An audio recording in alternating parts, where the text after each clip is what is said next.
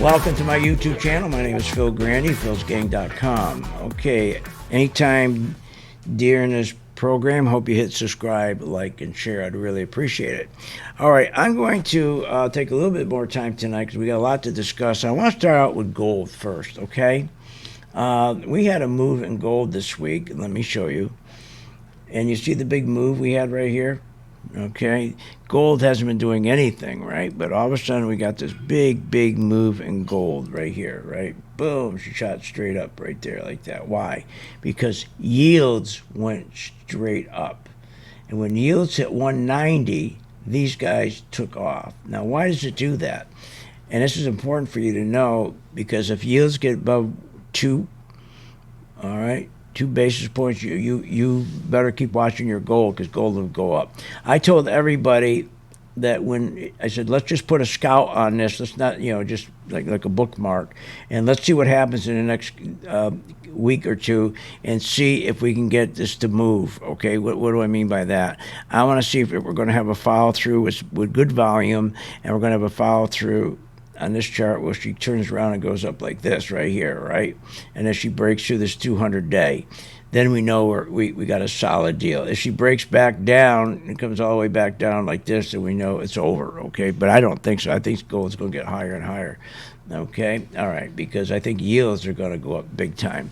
All right, in the meantime, let me show you about gold here, okay? Now, we made a lot of money in gold going back in 2015. Like I always tell my gang members, just be patient, okay? Because we'll make a lot of money in gold. You got to be patient because you got to wait for the right setup. The right setup is yields going up, and that's what happened this week. But look at here, back in 2016, we made a lot of money on gold right here. And we made a lot of money on gold here in 2020 after the crash from February 2020 to March 2020. Gold took off right here too, okay? Because yields went up to 190, and that's why gold went up. Yields here went from, I think, like 85 up to 180, something like that. So when yields are going up, when they get close to 2%, okay, you'll get these rallies in gold and mining stocks, okay? And here's 2 that we made a lot of money on, and I'm hoping that we'll make a lot of money this time too, okay? So I'll keep you abreast as to what's going on with gold, okay? All right, next thing I want to show you is what's going on with the yields, okay? We have hit a point now, the yields, as you know, yields tell us a lot. When yields go up, that's good for what? Banks, because banks make a lot of money when yields go up. When yields go down, that's good for what? Tech stocks. So in 2008, they rigged the market by focusing only on the tech stocks, what we call quantitative easing, QE. All they did is make a decision to manipulate yields to make the market go up and down instead of earnings, because we came out of that crash losing over $10 trillion in value between stock value and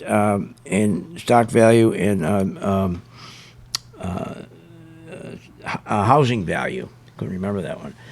Now, so they didn't want to get rid of the banks either. They didn't want to go into a recession and take these bad banks and get rid of them. They wanted to keep the banks too because they're indebted to them for helping Obama get in office, help Baby Bush get in office, and trying to get Hillary in office. So they didn't want to do any of this.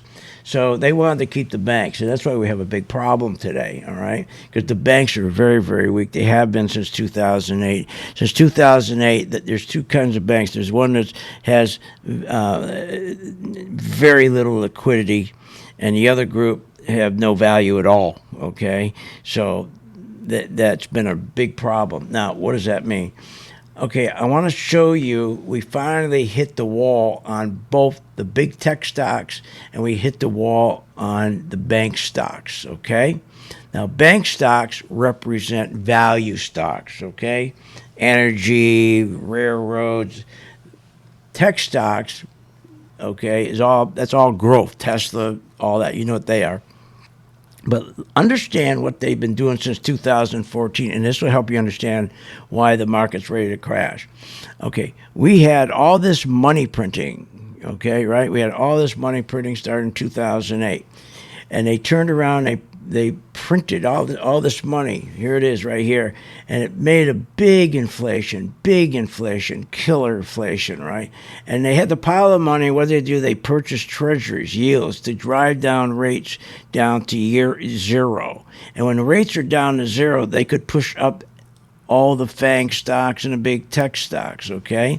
But the problem now, we hit a problem because all this printing of money, all this inflation, all this money printing, the inflation is so bad that the economy cannot absorb any more inflation, meaning they can't absorb any more big tech stocks, okay? Because with tech stocks come inflation because they can't go up unless you print money, take that money, buy treasuries, drive it down, and then they can go up.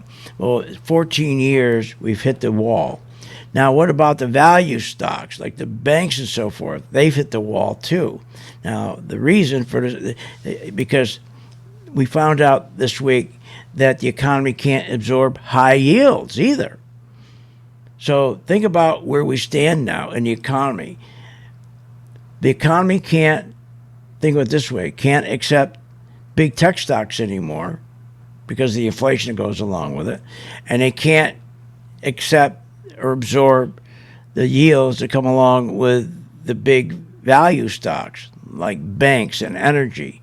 So they both hit a brick wall. That is a real problem. When that happens, you've got a major problem because that will take your market down.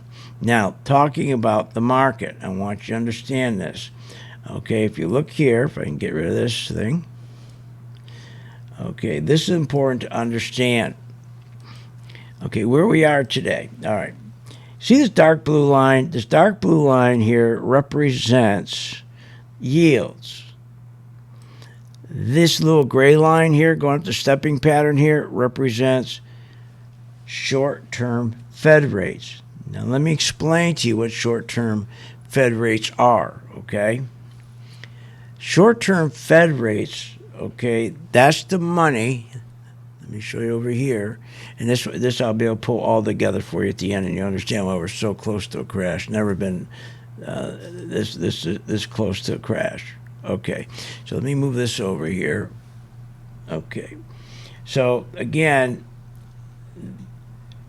this right here, those gray steps, Yellen decided to raise rates in 2015, the short-term Fed rate. Now, the short-term Fed rate, so you understand what that is this.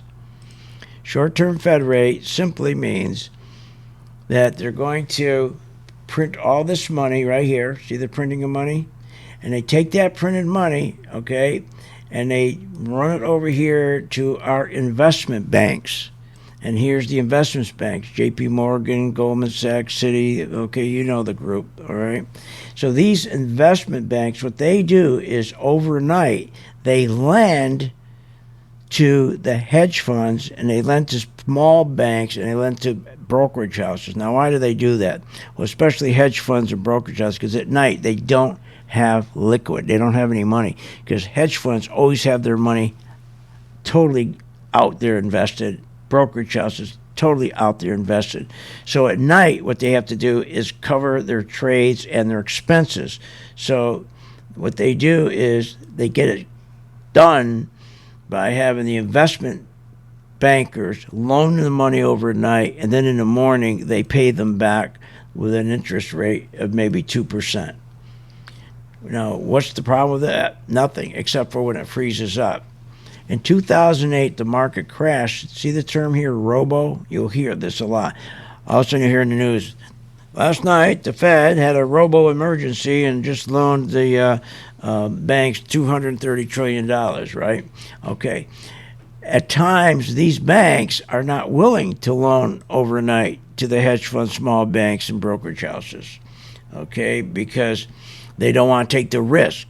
because they don't trust their balance sheets, okay? When they get edgy, they stop loaning them. That means credit freezes up and the market will crash. That's what happened in 2008. So what they've been doing since 2008, when they don't want to loan to them, instead of the credit, making sure the credit doesn't freeze up when we have a crash, they keep this money aside, and what they'll do is the Fed will take all this money, it's called robo lending, and they'll lend it directly to the hedge funds, small banks, and brokerage houses. So they bypass these folks here, okay? All right, so this is very important to understand, because you're going to hear more and more. These banks are very, very weak. And so as things get worse and worse, and they're going to, right, you're going to hear more and more robo-lending, okay? When you hear that term, you know what it means, right? They're not loaning money to these three guys here because they don't trust them, and therefore the Fed printed money, causing more inflation, coming in loaning directly. That's really bad. All right, now, the other thing you need to learn or need to understand in the market crash, and I go back to this here. See how the Fed rate, every time the Fed rate goes up, that's this money here. This is the money they loan. That's called the Fed rate, okay? That's the Fed short-term rate. Every time those rates go up, yields come down. Now, why is that important? Well, let me show you. To a crash over here. So if you look, you'll see right here, this blue line is the 10-year Treasury yield. See the blue line here? And every time the yield goes down, that's bad news, okay? When yields go down, that means the economy is very, very weak, okay? Now, in 2015, Yellen decided to raise the Fed short-term rate, which they charge these hedge funds overnight in these banks and brokerage houses. So you see this stepping pattern here going up, but every time the yields went up, this is very important to remember because you got to watch yields every day. When the yields start going up, and you start seeing, when the short-term Fed rate goes up, as they start raising interest rates to these banks, all of a sudden you got to keep watching your yield. If you see your yield goes from 1.9 down to 1.8 or down to 1.2, the reason they're going down, it identifies that the economy is getting weaker and weaker. So when your short-term Fed rate goes up, that affects yields going down. It's telling you we're getting closer to a crash. That's what happened here. If you remember in 2018, right here, we had that, 20% crash right here, that 20% crash, remember?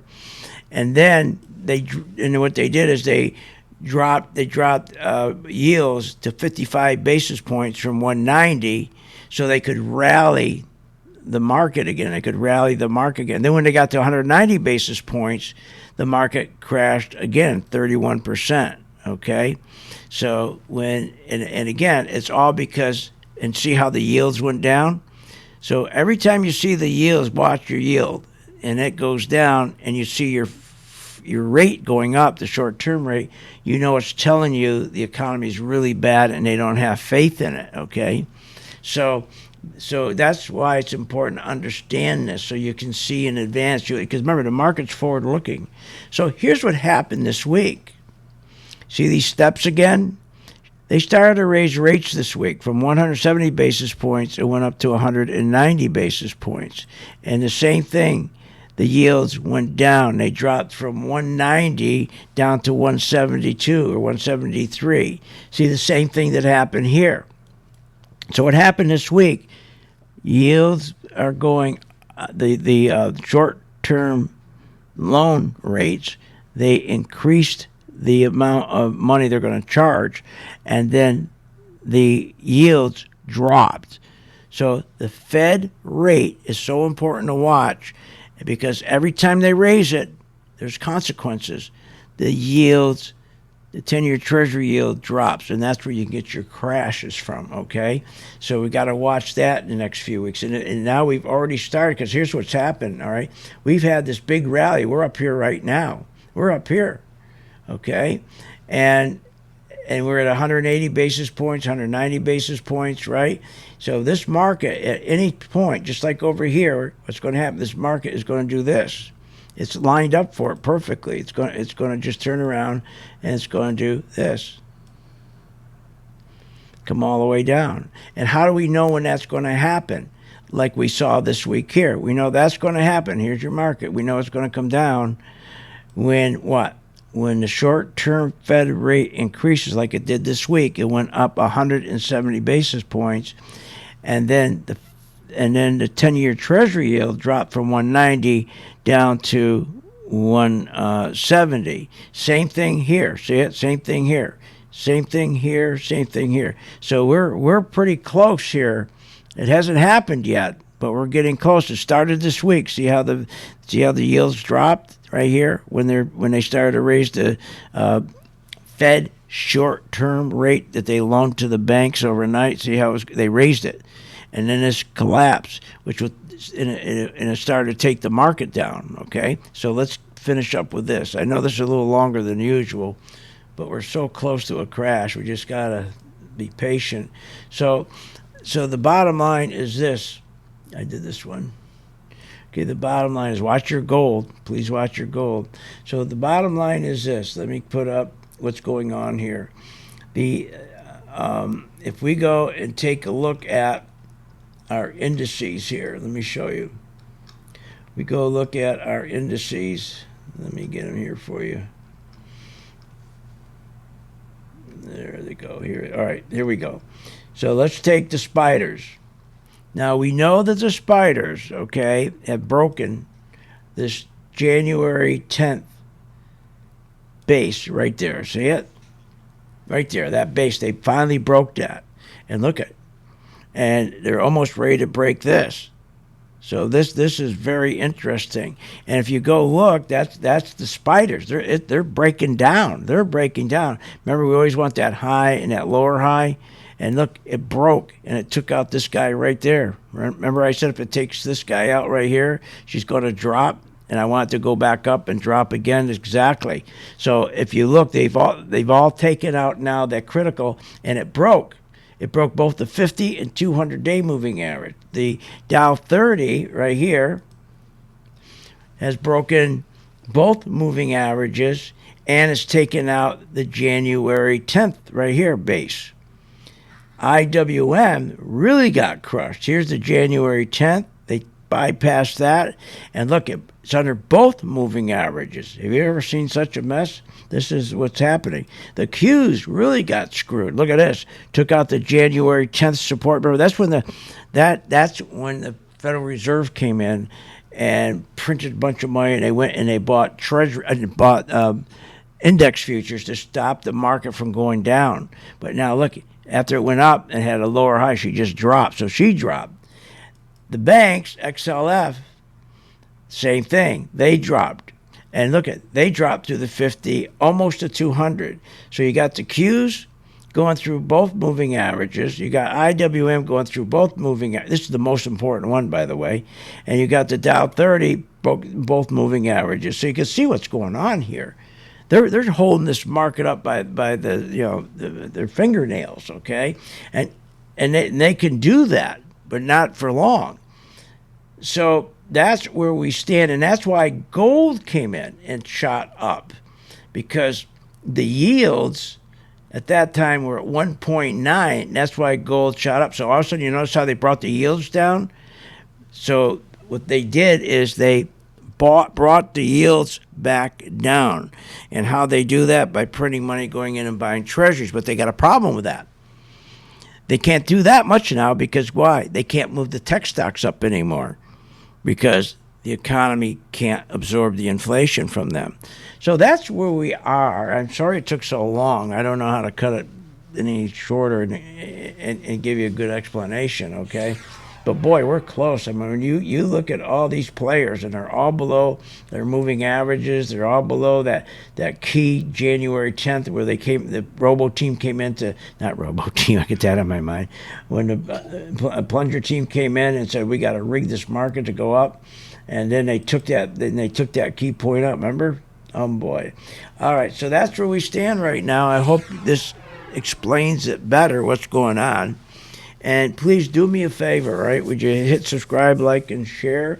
And I will, again, stay in touch on the gold, what's going on with gold. Just know this: if the yield gets 190 to 200 basis points, if it can stay above that 200, gold will continue to go up. If they bring that yield back down and drops down below 175, then gold's going to go back down, okay? So if the yield goes down below 175, gold's going to drop back. If we can get the yield back up to 19, hopefully 200 basis point, gold will keep going up, all right? Okay. All right, that's it. I'll see you on the charts. I hope you enjoyed this, and have a good weekend.